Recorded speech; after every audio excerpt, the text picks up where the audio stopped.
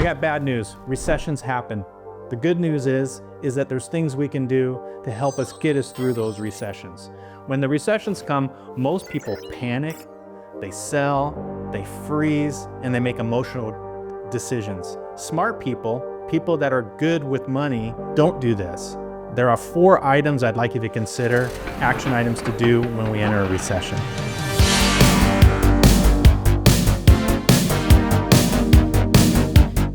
First off, don't try to time the bottom of the market. Nobody knows when this is going to come. Focus on your long-term strategy and you'll be just fine. Focusing on trying to find a bottom may be very painful because the early stages of a recovery are some of the biggest jumps in the stock market. If you are trying to time the market, you may miss out on these days and that'll hurt your long-term return. So please, stay consistent. Trying to find the bottom is extremely difficult. 2, dollar cost averaging, or DCA. This is consistent investing. So this is investing on a weekly, bi-weekly, or monthly basis. And it's consistent and set up automatically. So there's not a lot of thought into it. So when we hit a recession or a downturn in the market, you're buying at lower prices. Show me the money. This can be very beneficial for you in the long run, and it takes the stress out of making decisions during a recession because that investment, that buying is automatically happening. 3, is a good time to revisit your goals. If you're 30 or 60, those are totally different times in your life. When you're 30, a recession or a market downturn, you can ride out the volatility. It's not going to affect you as much. When you're 60, it could affect you a lot, especially if you're looking forward to retirement in the near term. So this is a great time to look at your goals and make sure that your portfolio is aligned with your long-term strategy. 4, strengthen your financial foundation. Now this has a few components to it. 1, I'd like you to monitor your cash flow. See how much money you have coming in and how much money you have going out. Kind of a budgeting process.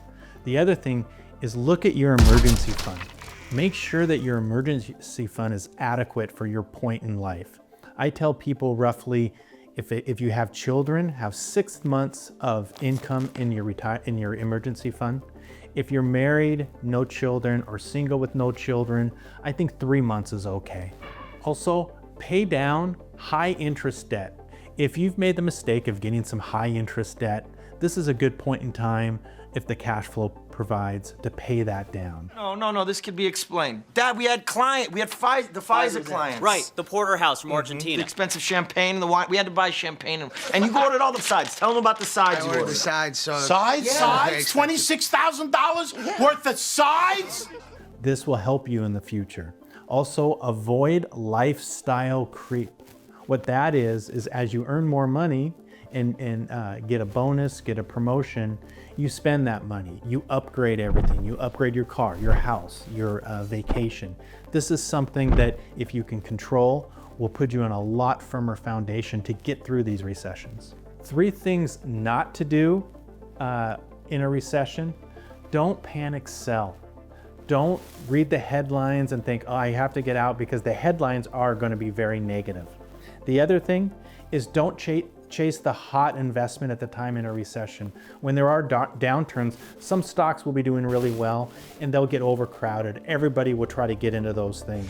3, don't overreact to those headlines that you read. There's going to be a lot of bad news out there, and especially now in our modern age, we can read that all day long and we're going to overreact. So remember, recessions are temporary, but our long-term financial plan is permanent.